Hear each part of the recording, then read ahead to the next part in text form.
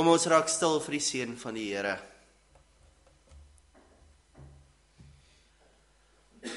Die Here is in sy heilige tempel. Swyg voor hom, o ganse aarde. Genade, barmhartigheid en vrede van God ons Vader en ons Here Jesus Christus deur die kragtige werking van die Heilige Gees. Amen. Broers en susters, kom ons antwoord op die seëngroet van die Here deur om saam te sing Psalm 166. Psalm 166 gaan ons net die eerste vers sing as 'n lofsang. Psalm 166 vers 1.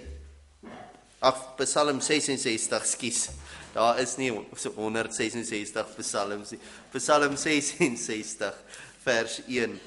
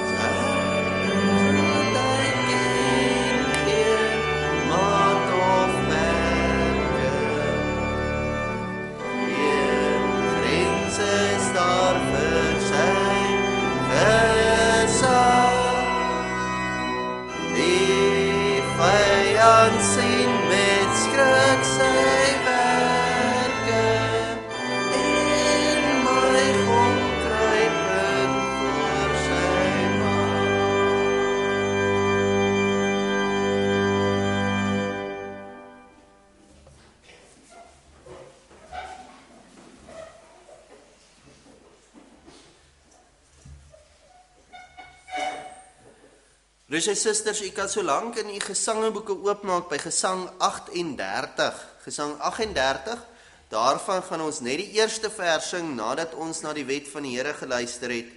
En dan kan u ook oopmaak by Gesang 47, Gesang 47. Daarvan gaan ons al drie die verse sing nadat ons geloof bely. Gesang 38 vers 1, na die wet van die Here, en Gesang 47 vers 1, 2 en 3, na die geloofsbelijdenis. Ons sal spontaan as 'n antwoord op die wet en op die geloofsbelijdenis albei gesange sing, sonder dat ek het weer aankondig.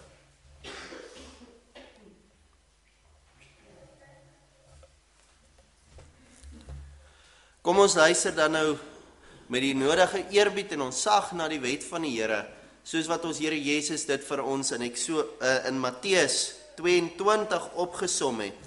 Matteus 22 vanaf vers 34. En toe die Fariseërs hoor dat hy die Sadduseërs die mond gestop het, het hulle almal saam vergader en een van hulle, 'n wetgeleerde, het 'n vraag gestel om hom te versoek en gesê: Meester, wat is die groot gebod in die wet? En Jesus antwoord hom: Jy moet die Here jou God lief hê, met jou hele hart en met jou hele siel en met jou hele verstand. Dit is die eerste en groot gebod. En die tweede wat hiermee gelyk staan: Jy moet jou naaste lief hê soos jouself. Aan hierdie twee gebooie hang die hele wet en die profete.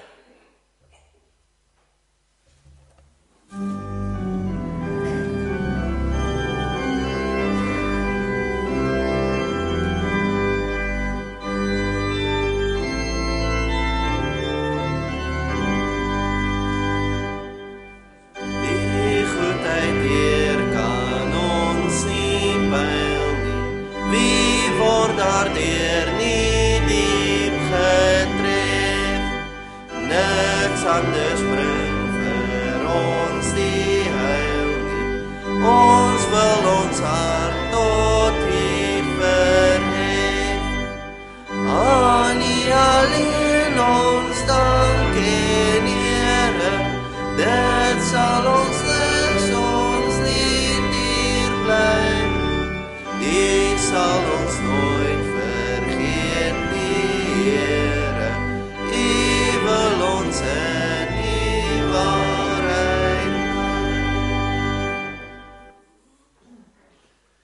Broers en susters, die waarheid van Jesus Christus is dat elke een wat na die wet van die Here luister en besef dat ons kort kom in die liefde, leer die woord van die Here ons dat ons in die liefde van Jesus Christus vergewe is en dat ons so gered word van die dood en die ewige lewe ontvang.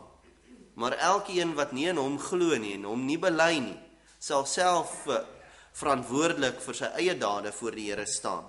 Daar staan geskryf in Romeine 6 vers 23, want die loon van die sonde is die dood, maar die genadegawe van God is die ewige lewe in Christus Jesus ons Here. En omdat ons hierdie genadegawe van die ewige lewe in Jesus ontvang het, kan ons ook bely dat ons in ons Here Jesus glo en God drie-enig. En kom ons doen dit dan so met die woorde van die 12 artikels, en elkeen wat hierdie woorde glo, spreek dit in u hart en bely dit voor God. Ek glo in God die Vader, die Almagtige, die Skepper van die hemel en aarde, en in Jesus Christus, sy eniggebore Seun, ons Here, wat ontvang is van die Heilige Gees, gebore uit die maagd Maria, wat gelei het onder Pontius Pilatus, gekruisig, gestorwe is, en begrawe is, wat en ter helle neergedaal het, wat op die derde dag opgestaan het uit die dood, opgevaar het na die hemel, en sit aan die regterhand van God, die Almagtige Vader, van waar hy sal kom om te oordeel die lewende en die dode. Ek glo in die Heilige Gees. Ek glo aan 'n heilige, algemene Christelike kerk, die gemeenskap van die heiliges, die vergifnis van sondes, die wederopstanding van die vlees en 'n ewige lewe. Amen.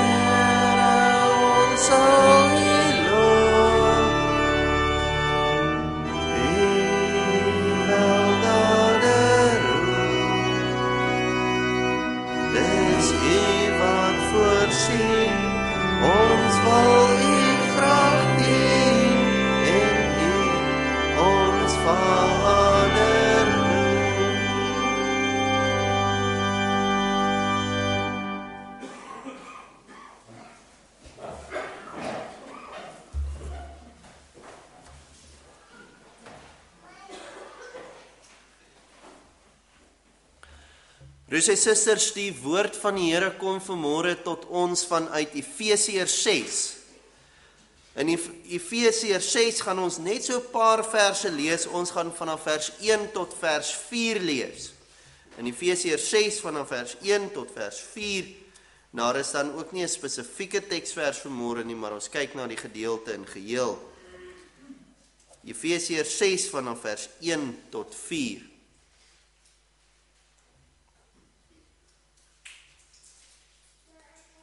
Met die woord so geopen voor ons, kom ons bid tot die Here.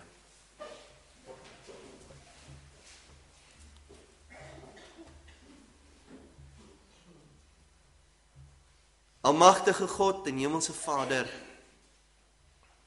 dankie dat ons vanoggend voor U bymekaar kan kom. En dat U ons waardig gemaak het om U woorde te kan hoor, om in die kerk te kan wees. Lei ons deur U Gees dat ons U genade kan ervaar en dit kan uitleef. Dankie dat ons hier kan wees en laat ons vandag besef, ons is hier om U te dien en dat U die heel eerste doel in ons lewe sal wees.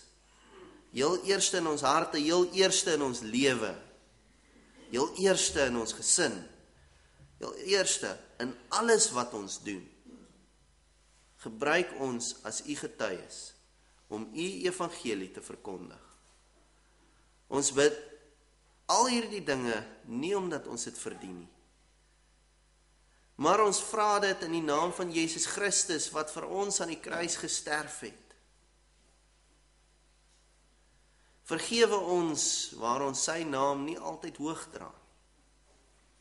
Vergewe ons oortredinge. Ons wil vanoggend vra dat U ook sal wees met ons broers en susters wat U woord veragtelik maak deur om nie daarna te wil hoor nie. Wat dit nie daarna wil luister nie en wat dit nie wil hoor nie, dat U nog steeds met U Gees in hulle harte sal werk, dat hulle sal hoor soos wat dit U wil is. Gebruik ons en lei ons. Vergewe ons waar ons stil bly toe ons moes gepraat het. Ons bid al hierdie dinge alleenlik in die naam van Jesus Christus. Amen.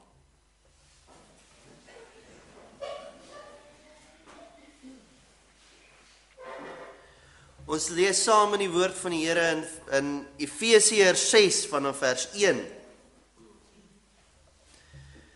Kinders, julle moet julle ouers gehoorsaam wees in die Here, want dit is reg. Eer jou vader en jou moeder. Dit is die eerste gebod met 'n belofte, sodat dit met jou goed mag gaan en jy lank mag lewe op die aarde. En vaders, moenie julle kinders vertoorn nie, maar voed hulle op in die tug en vermaaning van die Here.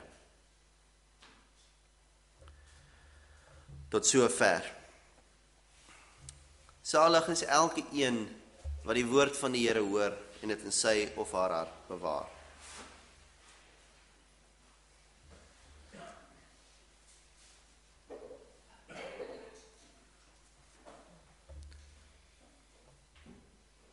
Broers en susters,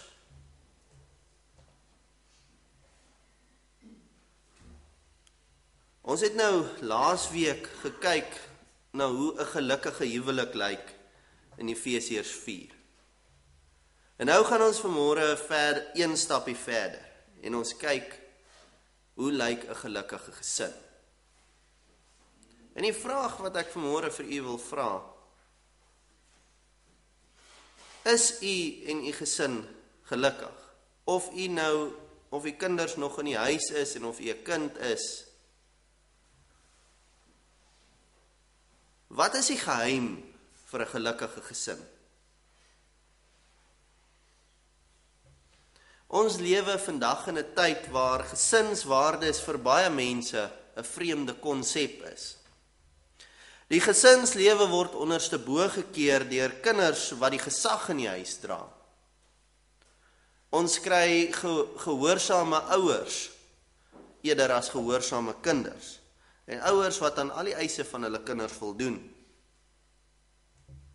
En aan die ander kant kry ons weer ouers wat in plaas van om hulle kinders te onderrig en te leer, eerder 'n diktator is wat vrees wek. Nou as 'n mens na hierdie dinge kyk, is dit nou maar net twee van die uiterstes en daar's nog baie verkeerde modelle wat deur die wêreld gevolg word. Maar waarop is u gesin gebaseer? Hoe moet ouers en kinders mekaar lief hê? Nou in hierdie gedeelte wat ons gelees het, skryf Paulus juis oor die gesinne, soos ons laasweek gesien het, oor die huwelik gepraat, en hy praat dan nou oor, in hierdie spesifieke geval praat hy oor die gesin, en 'n bietjie later dan praat hy oor diensknegte en die werksplek. Maar nou kyk ons vanmôre na die gesin.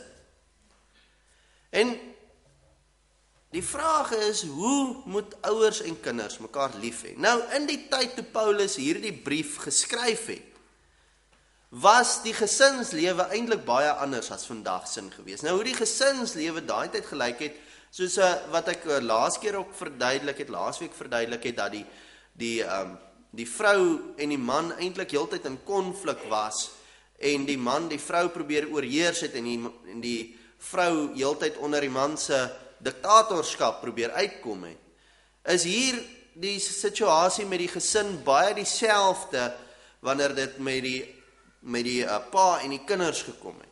Maar die situasie was nie heeltemal dieselfde. Wanneer Paulus hierso skryf, kinders wees gehoorsaam aan julle ouers, brei hy nie baie daarop uit nie, want dit is iets wat hulle daai tyd ken. Dit was vanselfsprekend dat die kinders gehoorsaam is aan hulle ouers, anders as vandag.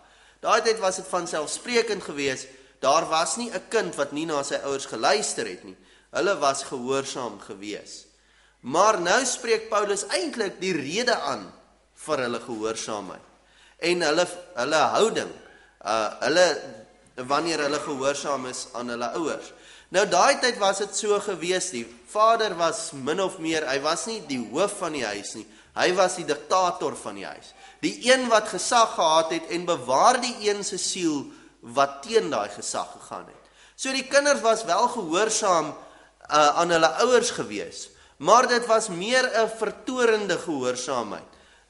Wat ek daarmee bedoel is, dit was meer 'n feit dat die kinders kwaad was, maar hulle het hulle pa so gevrees, dat hulle gehoorsaam was en hulle woede maar vir hulle self gehou het. So, hulle was gehoorsaam, maar, dan sê Paulus, hy sê vir hulle nie net om gehoorsaam te wees nie. Hy noem twee dinge. Hy sê, hulle moet gehoorsaam wees en hulle ouers eer. En hy sê, dit is die eerste gebod met 'n belofte. So die eerste een waar daar 'n aanmoediging is, om dit na te kom. Eer jou vader en jou moeder, sodat jou dae verleng mag word. Nou, wat is die verskil tussen gehoorsaamheid en eerbied aan jou vader en moeder? Nou, in die eerste plek, gehoorsaamheid is om basies dit wat die kinders van daardie dae geken het, om te luister na die wense van jou ouers. As hulle ietsie vra, het jy dit gedoen. Dis gehoorsaamheid. Maar hierdie gehoorsaamheid is net verwag van die kinders, solank as wat hulle onder die dak van die ouers woon. Terwyl eerbied iets anders is. Eerbied is meer 'n tipe respek vir die gesag van die ouers. Eerbied is veronderstel om die rede te wees waarom jy gehoorsaam is. Eerbied is om te respekteer, om lief te hê en uit vrywilligheid gehoorsaam te wees. En dit is wanneer Paulus sê die kinders moet hulle ouers eerbiedig, dan beteken dit hulle moenie net wanneer hulle in hulle huise woon hulle eerbied gee nie. Dit verwys daarna dat hulle vir hulle hele lewe eerbied aan hulle vader en moeder moet toon. En dit sal verder gaan as hulle eendag oud is, moet hulle nog steeds hulle vader en moeder eer. En nogal interessant is wat Paulus nie sê, eer jou vader en moeder wat dit waardig is. Hy sê, eer jou vader en jou moeder want dit is reg. Hy sê so 'n ander gedeelte wat ons nou ook by gaan kom. Hy sê, eer hulle in die Here want dit is reg. Maar ons kom later by daardie gedeelte in die Here. Dan gaan Paulus verder. Hy verwys nie net vir die kinders. Hy sê nie net vir die kinders, so moet julle teenoor julle ouers optree nie. Hy het 'n tweede deel. Hy gaan praat met die vaders. Nou die rede hoekom hy met die vader praat, is omdat die vaders daai tyd die diktator was en nie die hoof van die huis nie. Daarom gaan praat hy met hulle. Maar hierdie hele gedeelte kan maar deurgebring word na die ouers toe as net die vaders. Nou, so kom hy na die vader en hy sê vir die vaders, vaders, moenie julle kinders kwaad maak.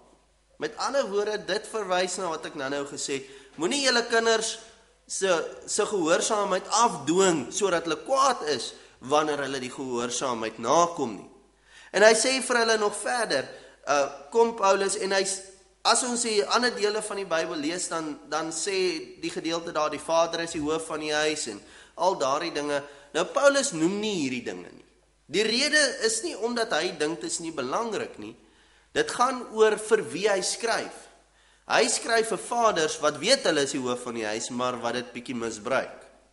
En hy skryf vir hulle en sê, jou verantwoordelikheid is om jou kinders te lei, om hulle te tug en te vermaan, om basies soos 'n mentor vir hulle te wees, om hulle leiding te gee, om hulle onderrigting te gee, om hulle op te voed. Dis jou verantwoordelikheid. Nie om hulle te kwaad te maak en heeltyd diktator oor hulle speel nie. Jy het 'n verantwoordelikheid. Hy sê basies dat ouers moet hulle kinders tug en vermaan. Nou wat is tug en vermaan? Nou tug en vermaan is ietsie wat baie maklik verkeerd verstaan word. Mense verwar tug baie maklik met straf. Nou tug en straf is twee verskillende dinge. Straf is eintlik 'n kliniese liefdelose handeling om iemand seer te maak vir iets wat hy verkeerd gedoen het. 'n Mens kan dit baie meer vergelyk met die as iemand steel en die polisie sluit hom toe. Dit is straf. Die polisie is nie regtig lief vir die persoon nie, so hulle straf hom net om die ander mense wat nie die wet oortree het nie te beskerm. Nou, dit is nie wat die Bybel van ouers vra nie. Hy vra nie om liefdeloos te straf wanneer die kind verkeerd is nie. Hy vra om te tug en te vermaan. Nou tug en vermaan is niks anders as 'n liefdesdaad nie. Om te vermaan is om vir iemand te sê, hoor hierso my seun, my dogter, jy is van die pad af, jy het iets verkeerd gedoen, kom terug na die Here toe, kom terug na die regte pad toe. 'n Daad om uit te reik en te red van die verkeerde pad af. Terwyl tug is meer ene wanneer hulle nie na daai woorde luister nie, wat 'n mens 'n bietjie harder optree.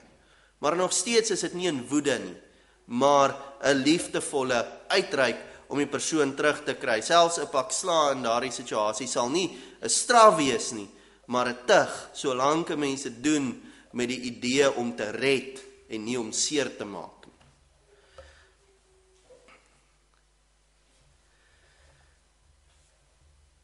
Hier word basies dan nou gesê dat die ouers hierdie opvoedingsproses moet gebruik om vir hulle kinders mentors te wees en so hulle te onderrig in die Here.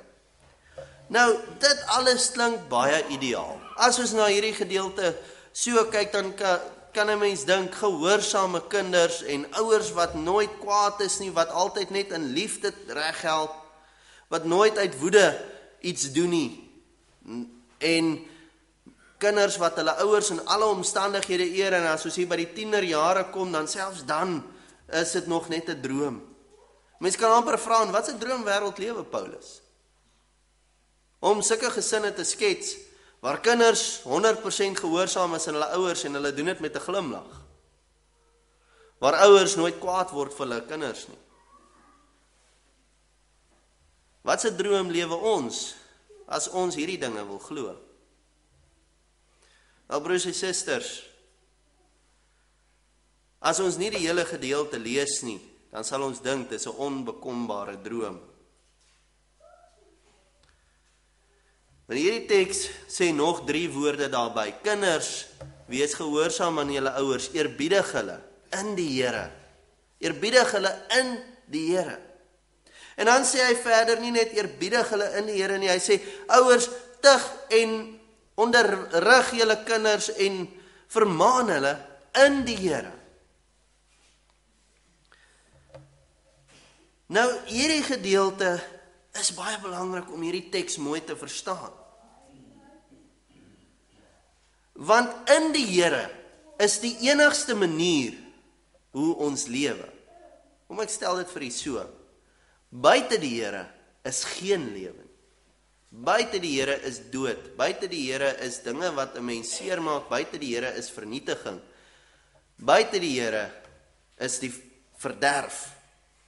Nou die vraag, wanneer 'n mens sê in die Here, beteken dit lewe, hoop, verlossing. En wanneer ons by hierdie gedeelte kom en hy sê, kinders, wees in die Here gehoorsaam, ouers, wees onderrig julle kinders in die Here, beteken dit strewe daarna om jou gesin te laat lewe, nie om hulle te laat sterf nie. Maak nie saak wie jou ouers is nie, maak nie saak wie jou kinders is. Maar daar is iets wat vir my bietjie skokkend was toe ek dit besef het. En as ons na ons gesin kyk, as ons na ons ouers kyk, as ons na ons kinders kyk, en jy dink of hulle goeie kinders is, of slegte kinders, goeie ouers of slegte ouers is, weet jy, dit maak nie saak nie. Want weet jy wat? Elke liewe mens op hierdie aarde verdien om ongehoorsame kinders te hê. Elke kind op hierdie aarde verdien om slegte ouers te hê. Het jy dit geweet? Geen ouer is veronderstel om trots te wees op sy kinders nie, want hulle is veronderstel om sleg te wees. Geen kind is veronderstel om trots op sy ouers te wees, want hulle is veronderstel om sleg teenoor hom te wees. Klink dalk skokkend, maar kom ek verduidelik dit so vir u. Wat is die natuur van die wêreld? Ons natuur is 'n sondige natuur. Met ander woorde, die natuurlike verloop van mense is om sonde te doen, om sleg te doen. En as ons by verhoudings kom, en u kan dit eintlik deurtrek na enige verhouding in die lewe. Wat is die maklikste ding om in daai verhouding te doen? Wat is die maklikste ding? Om hom op te mors. Want dit is die natuurlike verloop van elke verhouding wat bestaan. Die heel maklikste ding tussen 'n man en 'n vrou is om droog te maak en dit op te mors. Dis die maklike ding, want dis die natuurlike verloop van 'n verhouding. Die heel maklikste ding tussen 'n kind en 'n ouer is nie om gehoorsaam te wees of om 'n goeie ouer te wees. Maklikste ding is om 'n slegte kind en 'n slegte ouer te wees en die verhouding op te mors. Dis die maklikste van alles. Die maklikste verhouding tussen enige iemand, tussen 'n man en 'n vrou, as jy jong man of meisie is wat nog dink om eendag te trou, die maklikste ding gaan wees om daai verhouding op te mors. Want alles is van nature geneig om weg te gaan van die Here af.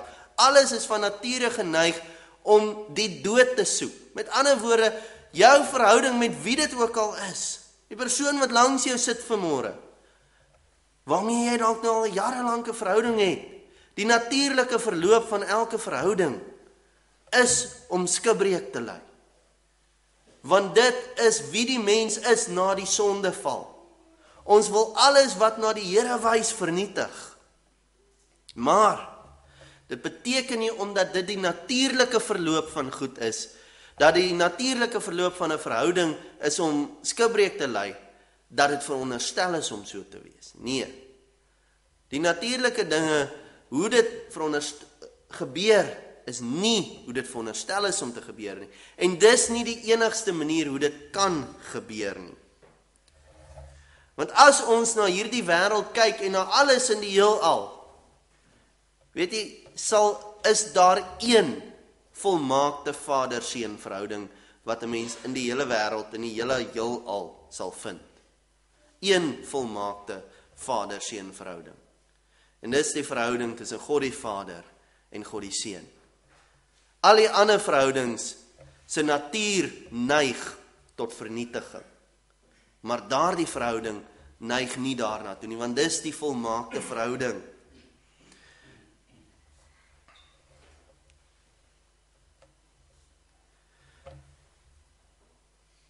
En jy weet, daardie verhouding verander alles. Want jy sien, toe Jesus Christus na die aarde toe gekom het hy gekom in hierdie volmaakte verhouding, in volmaakte gehoorsaamheid aan God die Vader. Het God die Seun aarde toe gekom. En hier het hy aan op die aarde gewandel, ons die goeie nuus gebring van wat hy kom doen. En voor sy kruisiging het hy so bekommerd geraak oor dit wat hy moes doen, dat hy begin bloed sweet het. Hy het angstig geraak, en hy het tot die Vader gebid en sê, Vader, as dit U wil is, laat hierdie beker by my verbygaan. Maar nie my wil nie, maar U wil. Volmaakte gehoorsaamheid. Wat die Here Jesus aan sy Vader openbaar. En toe die dag kom wat hy op Golgotha hang, aan die kruis, gebeur daar iets wat 'n mens nie sou verwag met die volmaakte Vader-Seun verhouding gebeur. Die volmaakte Vader-Seun verhouding word geskend. Want God die Vader tree op teenoor Jesus Christus, nie in tug nie, maar in straf. Nie in liefde nie, maar uit die straf vir die sonde. En al die straf van God wat op hierdie aarde moet neerkom vir die sonde, kom neer op Jesus Christus.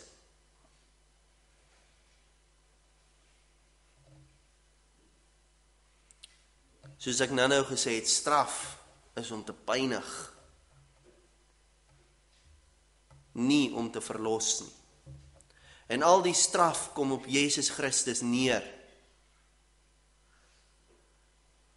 sodat hy aan die kruis sterf, sodat hy uitroep, my God, waarom het U my verlaat?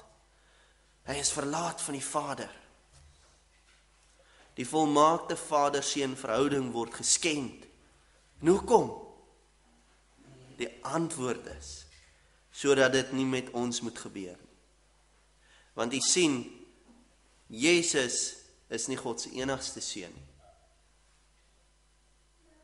As ons die geslagregister in die Bybel lees, dan staan daar Adam, die seun van God. Met ander woorde, Adam, ons voorvader, is die seun van God. Met ander woorde, ons almal is die seuns en dogters van God. En daardie verhouding was ook volmaak gewees. Die verhouding tussen Adam en Eva en die Here was volmaak. Totdat Adam en Eva die Vader-Seun verhouding tussen God en die mens geskend het, vernietig het. En die enigste verhouding wat oorgebly het, Vader-Seun verhouding wat daar was die Vader-Seun verhouding tussen God die Vader en God die Seun. Daarom kom God die Seun na die aarde toe, en sy verhouding met God die Vader, die een wat nie geskend kan word nie, wat nie vernietig kan word nie, word geskend. En omdat dit geskend word al ons skendinge, is die rede daarvoor, al ons sondes word daar op daardie verhouding geplaas. En so word ons sondes vergewe, en so word ons nie weer een met die verhouding wat Adam en Eva met God gehad het nie. Daardie verhouding is verby, daardie verhouding kan nie weer herstel word nie. In plaas daarvan dat ons weer daardie verhouding terugkry, maak God ons deel van die Vader-Seun verhouding, wat hy met God die Seun het, wat hy met Jesus Christus het. Met ander woorde, die verhouding wat ons vandag met God die Vader het, die feit dat ons onsself kinders van God noem, is 'n getuienis, ons is deel van die Vader-Seun verhouding in Jesus Christus, wat geskend is, maar weer volmaak herstel is, deur die opstanding van Jesus Christus, waarin ons deelgemaak is. Dit is hoe die Vader-Seun verhouding lyk. En nou bring dit ons weer terug na ons Vader-Seun verhouding. jou verhouding met jou ouers, jou verhouding met jou kinders. Bring ons terug daarna. En nou is jou verhouding met jou kinders, jou verhouding met jou ouers, is nou 'n getuienis van die verhouding wat Jesus Christus daar vir ons gestel het, met die herstelde verhouding. En weet u hoekom misluk meeste verhoudings? Dis omdat ons vashou aan die natuur van die wêreld. Toe Jesus Christus uit die dood uit opstaan, het daar 'n natuurverskywing plaasgevind. Hy het in sy verhouding vir ons 'n nuwe natuur gegee, vir ons verhoudings 'n nuwe natuur gegee. Sodat in plaas daarvan dat ons verhoudings nou heeltyd neig tot mislukking, as jou verhouding in Jesus Christus is, dan is die natuur van jou verhouding lewe. Die natuur van jou verhouding is om sukses te behaal. Die natuur van jou verhouding is om 'n boodskap, 'n getuienis van Jesus Christus te wees. Dis die natuur van die verhouding wat in God die Vader is. Die verhouding van God die Vader is 'n ewigdurende verhouding. Die verhouding wat in God is 'n ewigdurende een. Mens kan sê, as jy hier op aarde is, dit tot die dood ons skei. Vir man en vrou, ouer en kind dieselfde. Daarom, vra vandag vir u self hierdie vraag af. Waarin is die verhouding van my gesin? Is my gesin daar om my gesin te wees? Wat is die belangrikste ding in u gesin? As die belangrikste van u gesin nie God se liefde is nie, as God nie heel eerste in die gesin kom nie, dan beteken dit die wêreld kom eerste. En u gaan te vergeefs teen die natuur van die wêreld stry. En iewers gaan daar 'n moeilikheid kom, wat u nie kan herstel. Maar selfs maak nie saak hoe gebroken dit is nie, as daar die verhouding in Jesus Christus is, kan enige iets herstel word. Enige iets kan reggemaak word. Maar hy moet die doel van jou verhouding wees. Jong mans en vroue, julle gaan eendag 'n man of 'n vrou soek om 'n gesin te begin. As dit nie in Jesus Christus is nie, as hy nie die doel van julle verhouding is nie, as hy nie die doel van jou gesin is nie, gaan jy reguit af op mislukking. Die van julle wat nou al reeds 'n gesin het, as hy nie die doel van jou gesin was nie, maak hom nou die doel van jou gesin. En dit sal nie oornag regkom nie, maar dit sal begin regkom.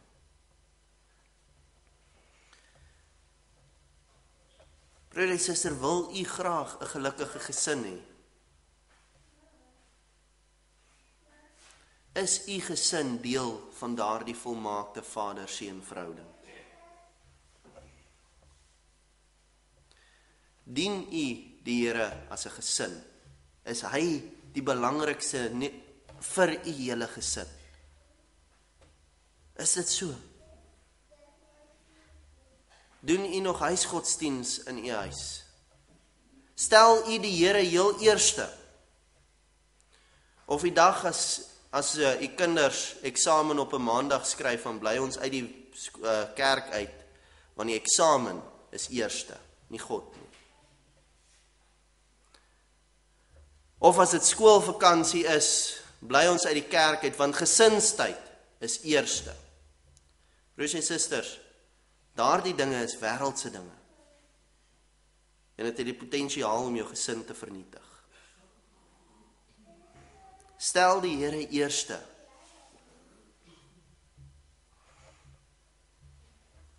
Dien eerste die Here, dan eers sal u as gesinslede mekaar kan dien.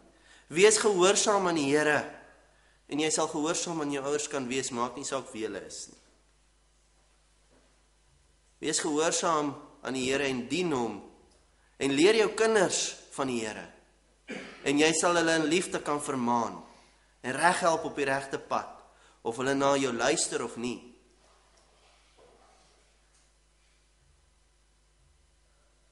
Dien eerste die Here, dan sal julle mekaar dien.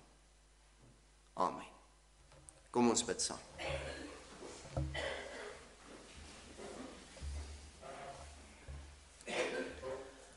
Almagtige God en Hemelse Vader, dankie vir die genade wat U vir ons gegee het, dat ons ook vanoggend voor U kan staan. Ons wil U vra dat U in ons harte sal werk met elke gesin wat vanoggend hier is, elke persoon wat in verhouding staan, en elkeen van ons wat in 'n verhouding met U staan. Laat ons U eerste plaas, die doel van elke verhouding wat ons het. Dat ons sal besef, 'n verhouding sonder U is 'n skip wat ondergaan. Iets wat van nature geneig is om te misluk. Maar werk in ons harte en dat ons vir U sal lewe, en ons gesinne ook. Dat ons sal besef, dat U genade vir ons genoeg is, en dat 'n verhouding en 'n gesin wat vir U werk, gesin is wat lewe. Lei ons deur U Gees, deur U krag, deur U wysheid, dat ons saam met U die pad sal stap. Maak ons deel van daardie volmaakte Vader-Seun verhouding, dat ons vir U kan lewe in alles wat ons het. Ons bid dit alles nie omdat ons dit verdien nie, maar alleenlik in die naam van Jesus Christus. Amen.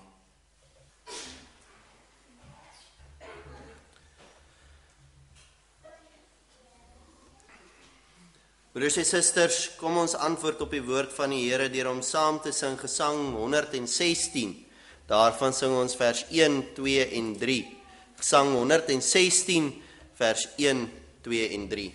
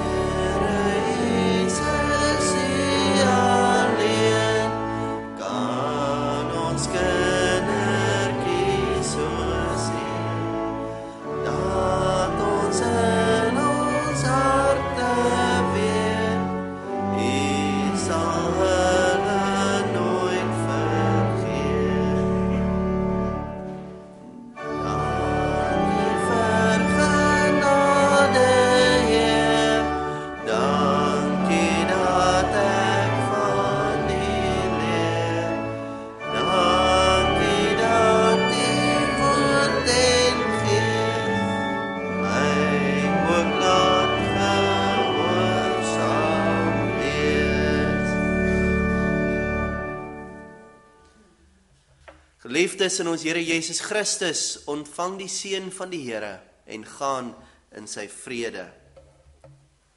Die genade van ons Here Jesus Christus en die liefde van God en die gemeenskap van die Heilige Gees, sy met u elkeen. Amen.